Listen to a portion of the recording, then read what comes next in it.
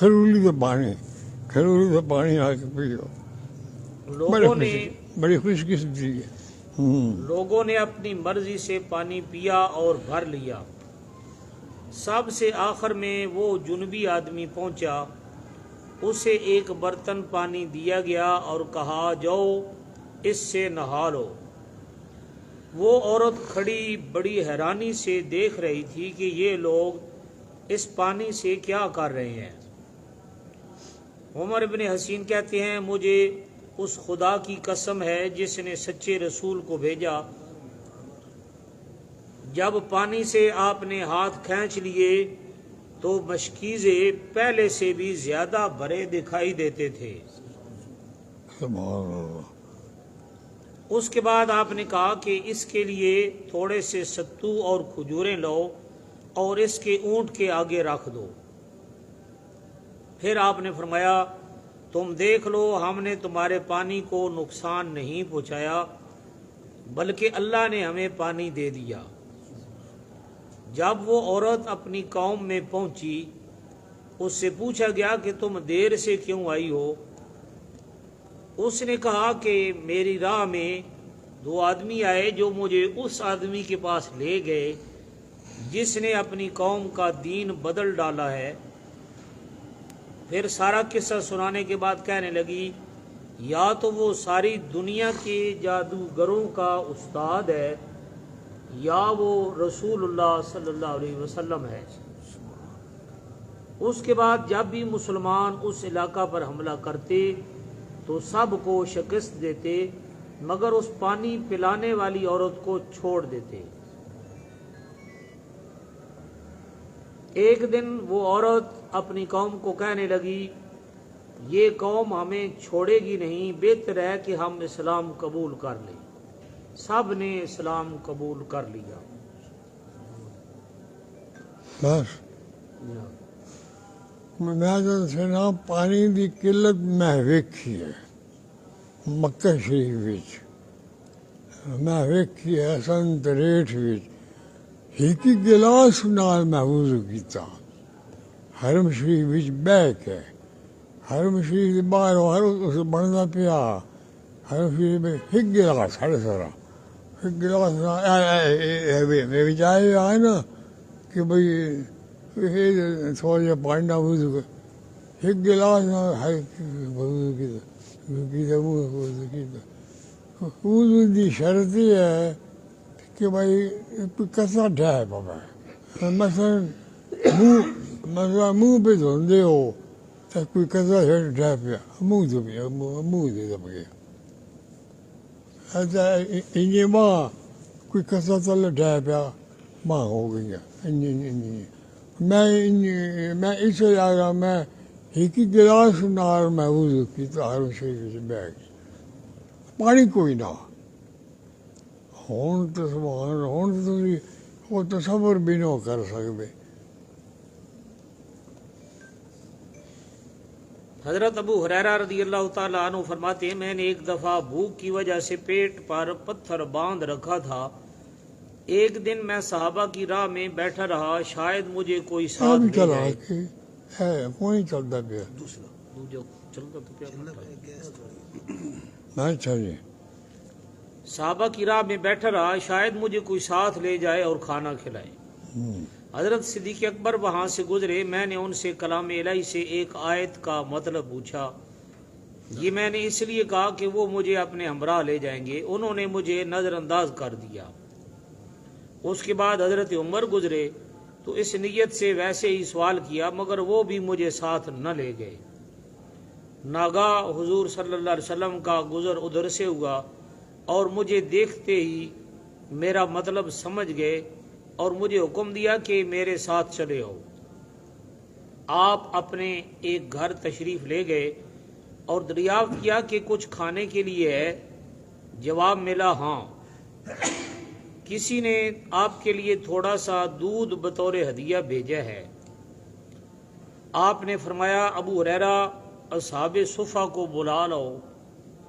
असहाबे सुफ़ा अहले इस्लाम के मेहमान थे। उनके पास खाने को कुछ न होता था। दरवेश दरवेश حضور صلی اللہ علیہ وسلم کے پاس جو ہدیہ آتا آپ خود بھی کھاتے اور انہیں بھی بھیج دیتے، جب صدقہ آتا خود نہ کھاتے، سب ان کو بھیج دیتے۔ فرماتے ہیں میں اہل صفہ کو بلا لایا اور سب کو بٹھا دیا۔ آپ نے فرمایا ابو ہریرہ وہ دودھ کا پیالہ مجھے دو۔ میں لایا، حضور صلی اللہ علیہ وسلم نے پکڑ کر پھر مجھے دے دیا اور فرمایا کہ اس ساری قوم کو پلاؤ۔ میں اہل صفہ کو پلاتا گیا، جب سب پی چکے تو میرے اور حضور کے بغیر کوئی بھی باقی نہ رہا۔ آپ نے پیالہ لے کر مجھے دیا اور فرمایا ابو ہریرہ خوب پیو، تم خوب پیو۔ میں پیتا گیا حتیٰ کہ آپ نے چوتھی بار کہا اور پی لو۔ میں نے کہا واللہ یا رسول اللہ اب ہمت نہیں رہی۔ مجھ سے پیالہ لے لیا اور جو کچھ باقی دودھ تھا خود پی لیا۔ تو ایک شعر بھی لکھے نے، کیوں جناب ابو ہریرہ کیسا تھا وہ جام شیر، کیوں جناب ابو ہریرہ کیسا تھا وہ جام شیر، جسے 70 آدمیوں کا دودھ سے جی بھر گیا۔ یہ مولانا نورانی شیر پڑھیا تو ساجن شاہ تقریر میں نے ہن تک یاد ہے، میں بھی چاس کیوں جناب ابو ہریرہ کیسا تھا وہ جام شیر، جس سے 70 آدمیوں کا دودھ سے جی بھر گیا۔ اعلیٰ حضرت کا شعر ہے۔ اللہ جو اچھا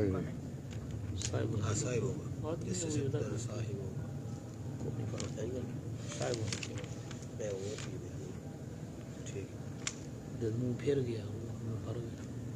حضرت انس رضی اللہ تعالی عنہ کا بیان ہے کہ جب آن حضرت صلی اللہ علیہ وسلم مدینہ تشریف لائے تو میں اس وقت 8 سال کا تھا اور میرا والد فوت ہو چکا تھا، اور میری والدہ نے ابو طلحہ سے شادی کر لی تھی۔ ان کے پاس کھانے کو کچھ نہ تھا۔ جنہوں نے شادی کی تھی اس جناب ابو طلحہ نا، اچھا جی بسا اوقات ہم 2 رات کچھ نہ کھاتے۔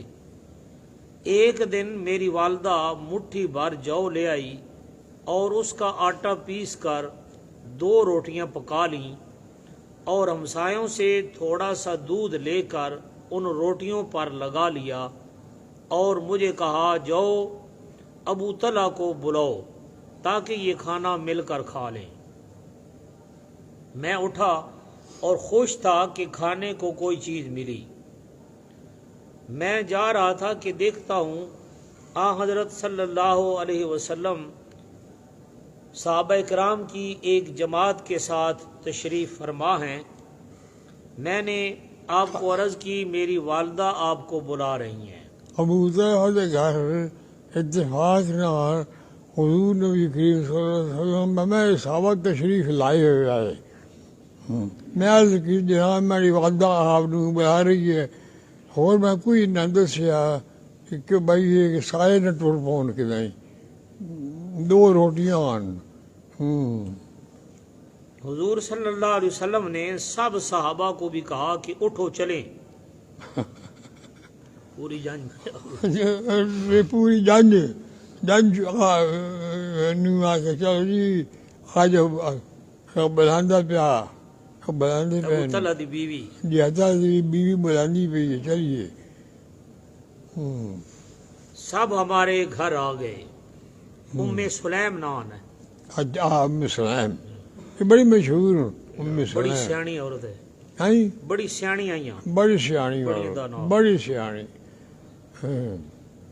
جب گھر کے نزدیک پہنچے تو آپ نے ابو طلحہ سے پوچھا کیا کچھ کھانے کے لیے ہے یا یوں ہی ہمیں بلا لیا ہے؟ ابو طلحہ کہنے لگے اس خدا کی قسم ہے جس نے آپ کو سچا نبی مبعوث فرمایا، آج صبح سے میں نے کچھ نہیں کھایا۔ حضور صلی اللہ علیہ وسلم نے فرمایا پھر ام سلیم نے ہمیں کیوں بلایا ہے؟ اندر جا کر دریافت تو کرو۔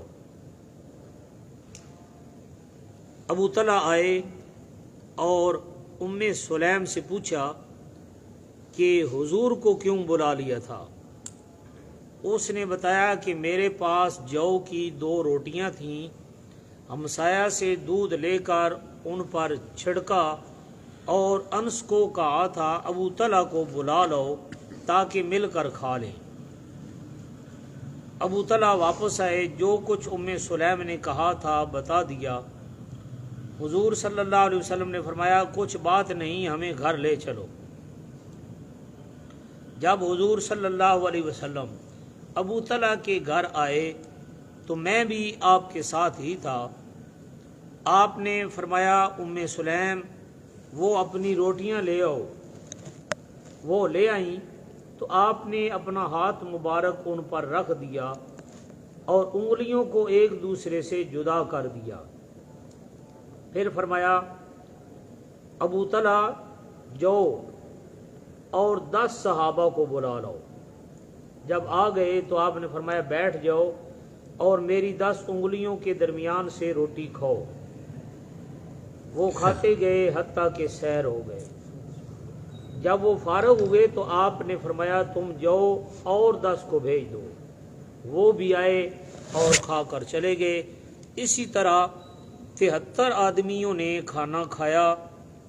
پھر آپ نے فرمایا اے ابو طلحہ اور انس آؤ اور تم بھی کھاؤ، اور پھر اٹھا کر ام سلیم کو کہا کہ تم بھی کھاؤ اور جو کوئی مانگے اسے بھی دیتے جاؤ۔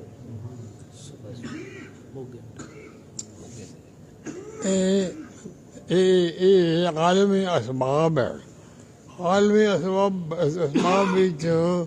ہر وقت یہ جنگلوں کا ظہور نہیں، کدی یہ جنگل کا ہر وقت ظہور ہوتا تو پھر یہ عالمی اسباب کہیں نہ ہوگا۔ عبد الرحمن ابن ابی بکر کا بیان ہے کہ ہم حضور صلی اللہ علیہ وسلم کے ساتھ 103 آدمی جا رہے تھے۔ آپ نے فرمایا کسی کے پاس کچھ کھانے کو ہے؟ ایک صحابی کے پاس 1 سا آٹا تھا، ایک ٹوپا، اسے گوندا گیا۔ اس کے بعد ایک مشرک آیا اور اس کے پاس ایک بکری تھی۔ حضور صلی اللہ علیہ وسلم نے اسے پوچھا کیا یہ بیچو گے؟ کہنے لگا کہ ہاں بیچوں گا۔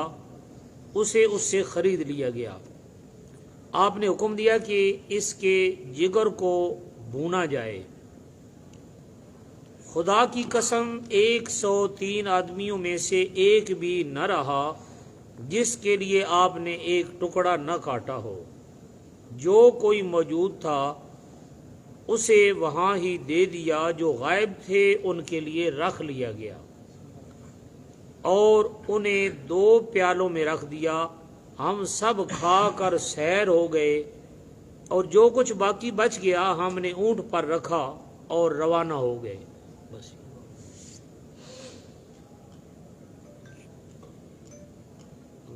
سمرہ بن جندب رضی اللہ تعالی عنہ نے فرمایا لوگ کھانے کا ایک پیالہ حضرت صلی اللہ علیہ وسلم کے پاس لائے۔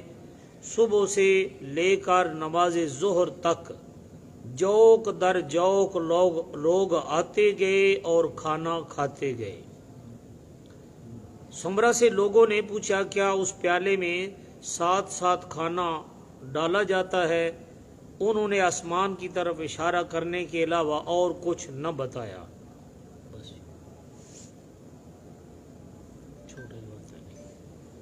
ام اوس رضی اللہ تعالی عنہا نے گھی کا ایک مٹکا آپ صلی اللہ علیہ وسلم کی خدمت میں بھیجا۔ آپ نے قبول کرتے ہوئے تھوڑا سا گھی اس میں ڈال دیا اور دم کر دیا اور دعائے برکت کی اور کہا اسے واپس بھیج دیا جائے۔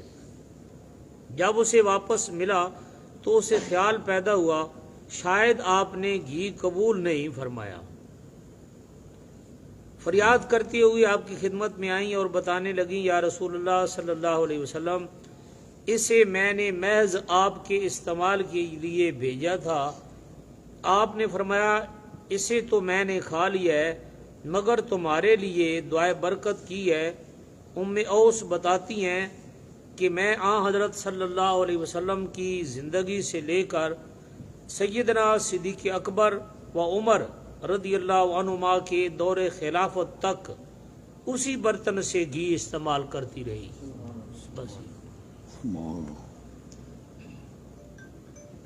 ام سلیم جو حضرت انس بن مالک کی والدہ تھیں، حضرت صلی اللہ علیہ وسلم کی خدمت میں گھی کا ایک بھرا ہوا برتن بطور تحفہ بھیجا۔ اسے قبول کر کے آپ نے برتن خالی واپس بھیج دیا۔ ایک دوسری عورت نے ام سلیم کے گھر آ کر تھوڑا سا گھی مانگا تو انہوں نے بتایا کہ میں نے سارا گھی حضرت صلی اللہ علیہ وسلم کو دے دیا ہے۔ اس عورت نے کہا دیکھو تو صحیح، شاید برتن میں کچھ باقی بچا ہوا ہو۔ ام سلیم نے اپنی لڑکی کو کہا کہ برتن دیکھے۔ لڑکی نے دیکھا کہ برتن گھی سے بھرا پڑا ہے۔ ام سلیم حضرت صلی اللہ علیہ وسلم کی خدمت میں آئیں اور کہنے لگیں یا رسول اللہ صلی اللہ علیہ وسلم، آپ نے وہ گھی قبول کیوں نہیں فرمایا؟ آپ نے بتایا کہ ہم نے تو سارا برتن خالی کر لیا تھا۔ ام سلیم نے بتایا کہ اس خدا کی قسم جس نے آپ کو سچا رسول بنا کر بھیجا، وہ برتن منہ تک بھرا پڑا ہے۔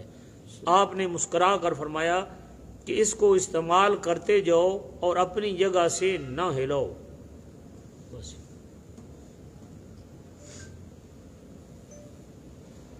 ام شریک نے اپنی کنیز کو ایک برتن گھی دیا اور حضور صلی اللہ علیہ وسلم کی خدمت میں بھیج دیا۔ حضور صلی اللہ علیہ وسلم نے اسے خالی کر لیا اور استعمال کر لیا، اور کنیز کو کہا کہ اسے لٹکا دو اور دیکھنا اس کا سر نہ ڈھانپنا۔ دوسرے دن ام شریک نے وہ برتن دیکھا تو گھی کا بھرا ہوا تھا۔ کنیز کو ڈانٹ کر کہا تمہیں میں نے کہا تھا کہ اسے حضور کے پاس لے جاؤ، مگر اس نے قسم کھا کر بتایا اسے میں لے گئی اور حضور صلی اللہ علیہ وسلم نے اسے خالی کر کے مجھے دے دیا، اور میں نے اسے وہیں الٹا کر کے دیکھ لیا تھا، ایک قطرہ بھی باقی نہیں تھا، مگر آپ نے فرمایا تھا اسے لٹکا دینا اور سر نہ باندھنا۔ ام شریک ساری عمر اس برتن سے گھی کھاتی رہیں۔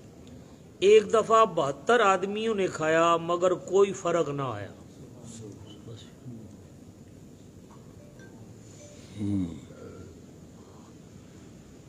وکیل ابن سعید المزنی نے کہا تھا کہ ایک دفعہ ہم 440 آدمی حضور صلی اللہ علیہ وسلم کے پاس آئے اور آپ سے کھانا مانگا۔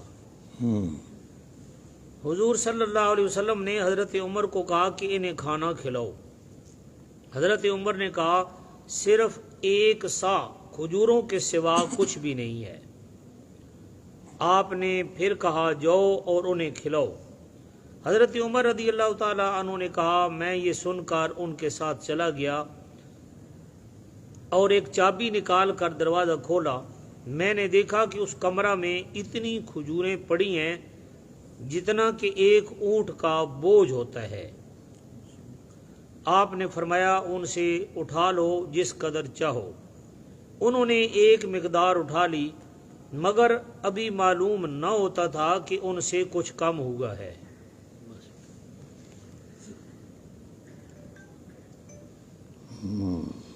جابر ابن عبداللہ کا بیان ہے کہ ہم مدینہ میں ایک یہودی کے پاس کھجوریں بیچا کرتے تھے۔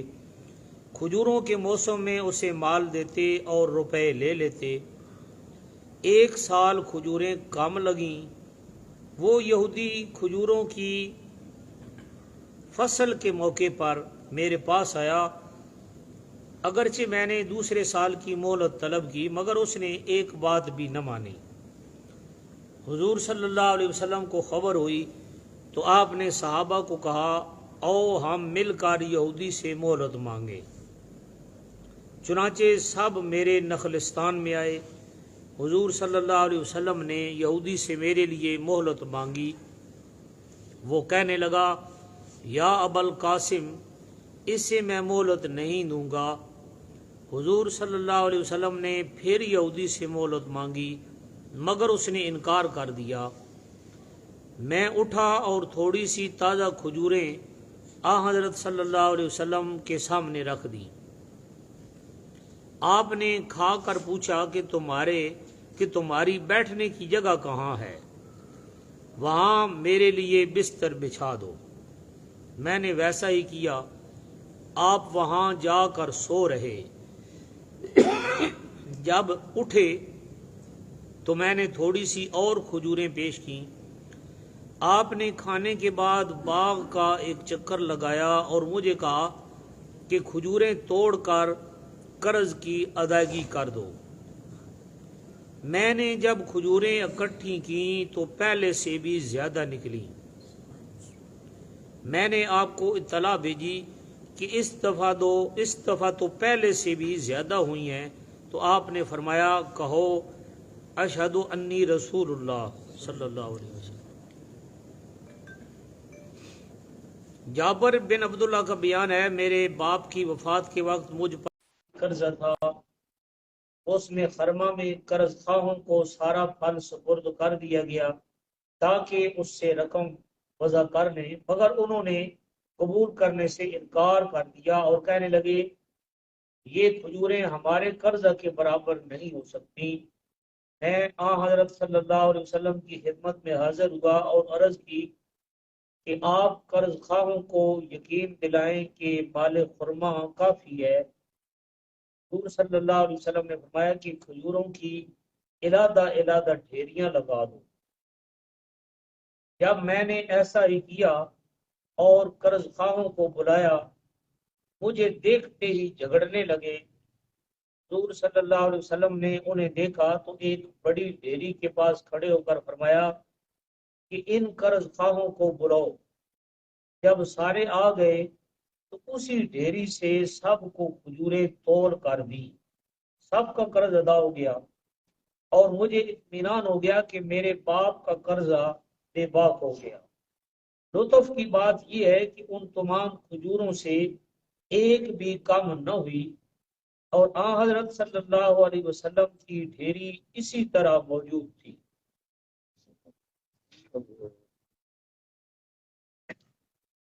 ابو قتادہ انصاری رضی اللہ تعالیٰ عنہ بیان فرماتے ہیں کہ میں رسول اللہ صلی اللہ علیہ وسلم کا شریک سفر تھا، شام کی نماز ادا کی۔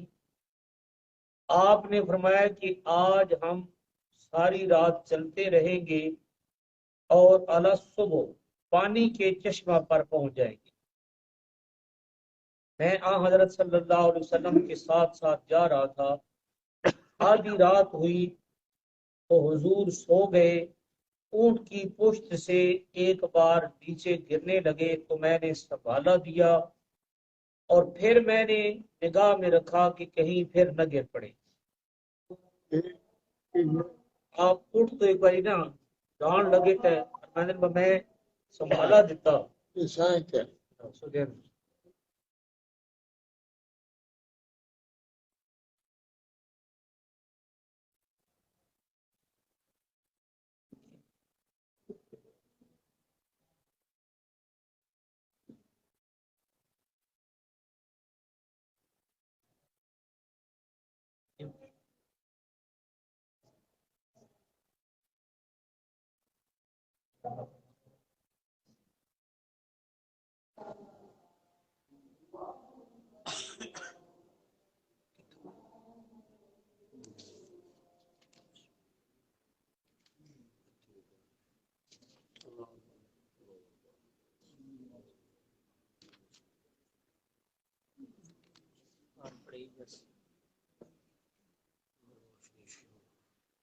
حضور صلی اللہ علیہ وسلم اونٹ کی پشت پر کھڑے ہو گئے اور پھر ساری رات سفر جاری رہا۔ آخر شب آپ کو پھر نیند نے غلبہ کیا تو آپ پھر گرنے لگے۔ میں نے پھر سنبھالا دیا تو آپ کی آنکھ کھل گئی۔ آپ نے پوچھا کون ہے؟ میں نے عرض کی یا رسول اللہ صلی اللہ علیہ وسلم، میں ابو قتادہ ہوں اور ساری رات آپ کے ساتھ ساتھ رہا۔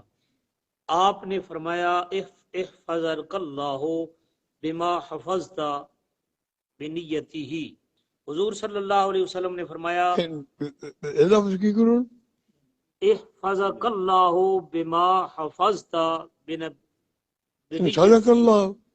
نہیں بما حفظت، احفظک اللہ، اللہ تعالیٰ تیری حفاظت کرے، ٹھیک ٹھیک ٹھیک ٹھیک بما حفظت بنیتہ، ٹھیک ہے. یا اللہ اللہ تعالیٰ نے بھی حفاظت کرا جی، تو نے کوئی میری حفاظت کی تھی.